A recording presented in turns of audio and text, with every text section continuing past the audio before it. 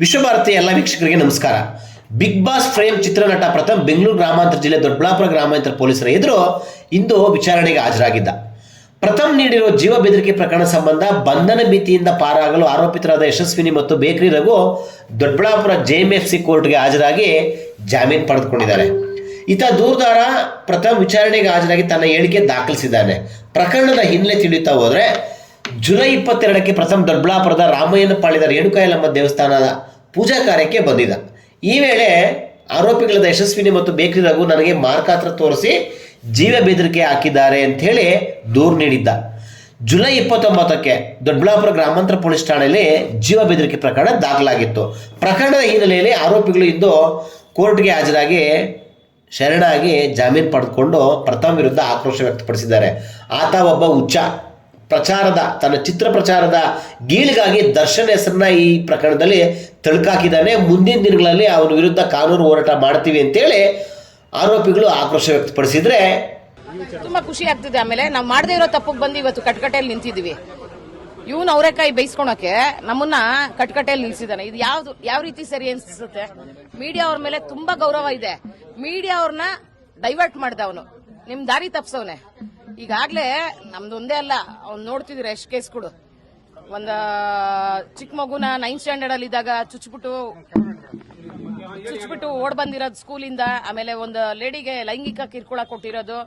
ಆಮೇಲೆ ಲಾಯರ್ ಜಗದೀಶ್ ಅವ್ರಿಗೆ ಹೆಲ್ಪ್ ಮಾಡಕ್ ಹೋದ್ರು, ಅವ್ರಿಗೆ ಕೆಟ್ಟದಾಗ ಬೈದವನೆ. ನೆನ್ನೆ ಸಂಘಟನೆ ಅವ್ರನ್ನೆಲ್ಲ ಬಾಯಿಗೆ ಬಂದಂಗ್ ಬೈದವನೆ. ಇವ್ನಿಗೇನ್ ತಲೆಗಿಲ್ಲ ಕೆಟ್ಟೋಗಿದ್ಯಾ? ಆಮೇಲೆ ನನ್ಗನ್ಸ್ತಿದೆ ನಾವೆಲ್ಲ ಇಷ್ಟು ಟೈಮ್ ವೇಸ್ಟ್ ಮಾಡ್ತಿದೀವಿ ಆ ಹುಚ್ಚನ ಬಗ್ಗೆ ಮಾತಾಡಕ್ಕೆ. ದೊಡ್ಡ ಹುಚ್ಚಾನೆ, ಹುಚ್ಚ ವೆಂಕಟ ಆದ್ರೂ ಪರವಾಗಿಲ್ಲ, ನಿಜಾನ ಅಲ್ಲ?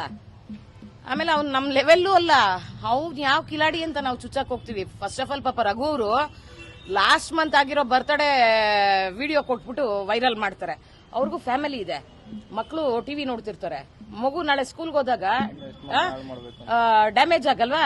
ಏನೋ ನಿಮ್ ಪಪ್ಪ ಹಿಂಗ್ ಬಂದ್ಬಿಟ್ಟಿ, ಅದೇನ್ ಇರುತ್ತೋ ಏನೋ ನಿಮ್ ಪಪ್ಪ ಹಿಂಗ್ ಬಂದ್ಬಿಟ್ಟಿದ್ದಾರೆ ಟಿವಿ. ಮಕ್ಕಳಿಗೆ ಎಷ್ಟು ಅರ್ಥ ಆಗುತ್ತೆ?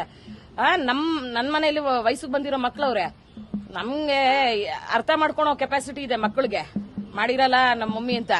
ಇನ್ನ ಎಷ್ಟ್ ಮನೆ ಹಾಳು ಮಾಡ್ಬೇಕು ಅಂತ ಇವನ್ಗೆ ಯಾರು ಬುದ್ಧಿ ಕಲ್ಸೋರೇ ಇಲ್ವಾ?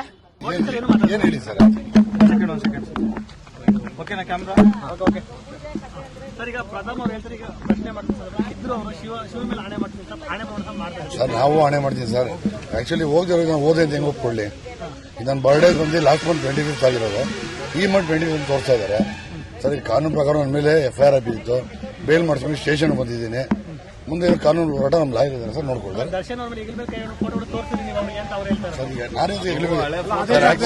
ಸರ್. ಇಲ್ಲ ಆಕ್ಚುಲಿ ಏನು ಸರ್, ಜೈಲದಾಗ ಇಡೀ ಕರ್ನಾಟಕ ಇವತ್ತು ಬಂದಿರೋದು. ದರ್ಶನ್ ನಾವು ಬೆಡ್ ಮೇಲೆ ಕೂತಿದ್ದು, ಯಾವುದೋ ಶಾಂಪು ತೋರಿಸ್ತಾ ಇದೆ, ಯಾರೋ ಕಿಡಿಗೇಡಿಗಳು ಹಿಡಿದಿದ್ರು. ಅದೇ ಫೋಟೋನ ಇವ್ರು ಎಲ್ಲಾ ಕಡೆ ಹೇಳ್ತಾ ಇದ್ರೆ ಅದೆಲ್ಲರೂ ಗೊತ್ತಿರೋ ವಿಷಯ. ಇವ್ರು ಫಿಲಾಮೋ ಇಲ್ಲ ಅವ್ರ ವೈಯಕ್ತಿಕ ಇದೆಯೋ ಗೊತ್ತಿಲ್ಲ. ನಾನಂತೂ ಫಿಲಾಮ್ ಇಂಡಸ್ಟ್ರಿಯಲ್ಲಿ ಇಲ್ಲ. ಏನಿದ್ರು ಕಾನೂನು ಪ್ರಕಾರ ಹೋರಾಟ ಮಾಡ್ತೀವಿ. ನಮ್ಮ ಲಾಯರ್ ಹತ್ರ ಕೇಳ್ಕೊಳ್ಳಿ ಸರ್, ಏನಿಲ್ಲ ಎನಿ ಡೌಟ್. ಈತ ಪ್ರಥಮ್ ಮಾತನಾಡಿ, ನಿನ್ನೆ ಕೋಪದಲ್ಲಿ ನಾನು ಮಾಧ್ಯಮಗಳ ಬಗ್ಗೆ ಆಗ್ಬೋದು, ಬೇರೆಯವ್ರ ಬಗ್ಗೆ ಏನಾದರೂ ಮಾತಾಡಿದ್ರೆ ಯಾರು ನೋವಾಗಿದೆ ಅವರಲ್ಲಿ ನಾನು ಕ್ಷಮೆ ಕೇಳ್ತೀನಿ, ನಾನು ಮಾಧ್ಯಮಗಳಿಂದ ಬೆಳೆದವನು ಅಂತೇಳಿ ಸಮಜಾಯಿಷಿ ನೀಡೋ ಪ್ರಯತ್ನ ಪಡ್ತಾನೆ.